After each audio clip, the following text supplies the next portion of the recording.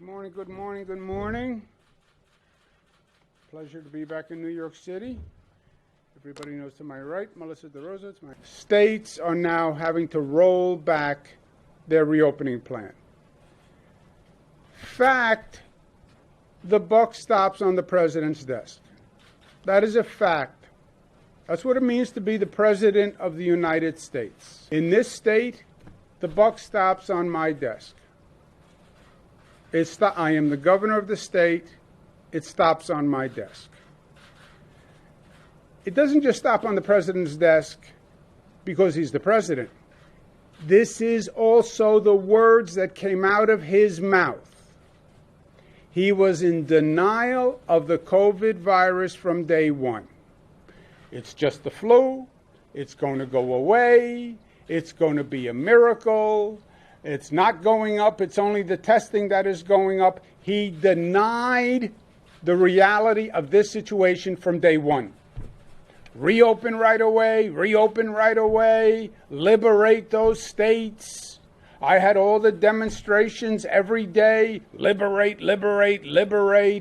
You're artificially keeping the economy closed. There's no reason. That came from him. You know what's funny in this country? Sometimes if the president speaks, people listen. Even if the president is Trump. Sometimes they listen. And those Republican governors listened. And a lot of Republicans listened and won't wear a mask. He's holding rallies, bringing thousands of people together in close quarters, no masks. What signal did that send to the American people? Couldn't be a problem. Here's the President of the United States bringing thousands of people together, no masks. Can't be a problem. If it was a problem, the President wouldn't do it. Wrong. Buck stops on his desk, and it's what came out of his mouth. He denied the reality of the virus. Well, you know what, Mr. President? Reality wins. Every time. You don't defeat reality. Denying reality does not defeat reality. And he has lived in denial. And he has been denying the scientific facts from day one.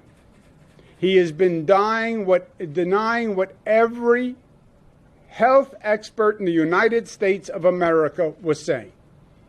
He denied what his own CDC said. His CDC, when they first projected this March 13th, said at a minimum 2 million people would be hospitalized. At a minimum, his CDC. You know how many 2 million is? The nation only has 900,000 hospital beds. And they said 2 million will require hospitalization. Look at what they were saying. The Peter Navarro memo in late January. 1 million could die. He denied it all. Denied his science advisors, denied the CDC, denied Dr. Fauci, denied them all. Reality wins. And reality won. And now the country is suffering because of the president. And it's time for him to change course. It's time for the president to actually tell the truth. The first thing he can do, come clean with the American people, admit the threat of this virus. Admit you were wrong. It's not an admission. Everybody knows you were wrong. Doesn't cost you anything. At least have the courage to admit what everybody else already knows. You were wrong. And send a message to this nation that we have to mobilize our citizens, we have to mobilize our government, and we have to start doing something about this. And you want to take one easy step that will send a powerful message. Put a mask on it. Put a mask on it.